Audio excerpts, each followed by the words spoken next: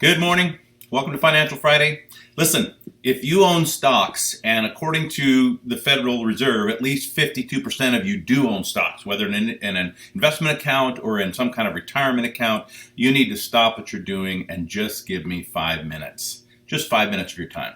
My name is Matthew Atkins. I'm the Senior Financial Advisor with Clearbrook Investment Management and also a National Social Security Advisor certificate holder. We live in an interesting time, particularly because the stock market has made this amazing run since the collapse in 2008 and 2009. And to date, we're seeing, just one record climb after another being broken in all of the major indices in the United States. And the question we have to ask ourselves is, when are we willing to start taking profits? Not only when are we willing to start taking profits, but when is profit taking going to happen and people are going to start pulling some of their funds off the table, off the stock markets, moving it to more conservative investments? Listen, as I mentioned, according to a Federal Reserve study in 2016, about 51.9% of all American families own some kind of stock or stock fund. But that also means that approximately 48% are owned by institutions and or company owned. Now, the really interesting thing is that although a good percentage of U.S. families own stocks or stock mutual funds or stock ETFs, 85 to 90% of those stocks are owned by the wealthiest 10% of families in this country. The wealthiest 10%. 85 to 90% of family-owned stocks or stock funds are owned by the wealthiest 10% of U.S. families. Now, you have to ask yourself this question. Who runs the institutions that own that other 48%? Well, of course, a huge percentage of those institutions are also run by those wealthy families. So what that means is if they start pulling their money off the table, that's if they start pulling it out of the stock market, who's going to be affected the most?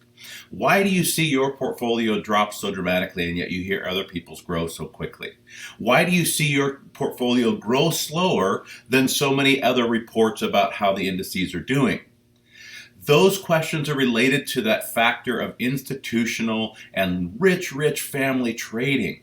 And unfortunately, the small moves that we can make don't have a great impact. And so here's what I want to ask you. At what point are you going to start pulling risk off the table? When are you going to capitalize on the profits that you've seen over the last 12 years? Because at some point in time, people are going to start capitalizing on those profits. And what I'd like to talk to you about in the next couple of weeks is how you can pull some of that risk off the table. Investments you can put that into where you've got opportunity for growth, but you also have guarantees so you don't lose money.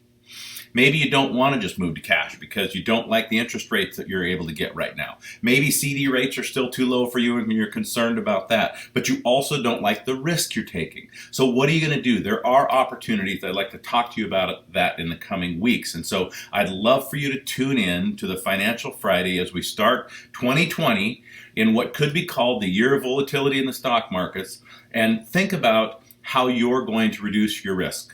Now listen, maybe you have a 50-50 portfolio, 50% stocks, 50% bonds.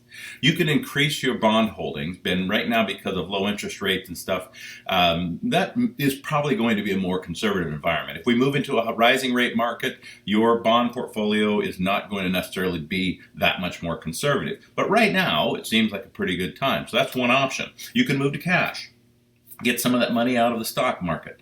So let's say you have 50% right now in stock or stock mutual funds, and we see a 20% decrease. That 50% of your portfolio could increase by 20% or decrease by 20% in a decline. Are you able to handle that? Now is the time to assess your risk. Now is the time to assess whether or not you need to do some profit taking, move into more guaranteed vehicles, something that's safer and protected, and maybe something that still has opportunity for growth. We're going to talk more about that in the coming weeks. I hope you'll tune in. Have a great weekend. We'll talk to you soon.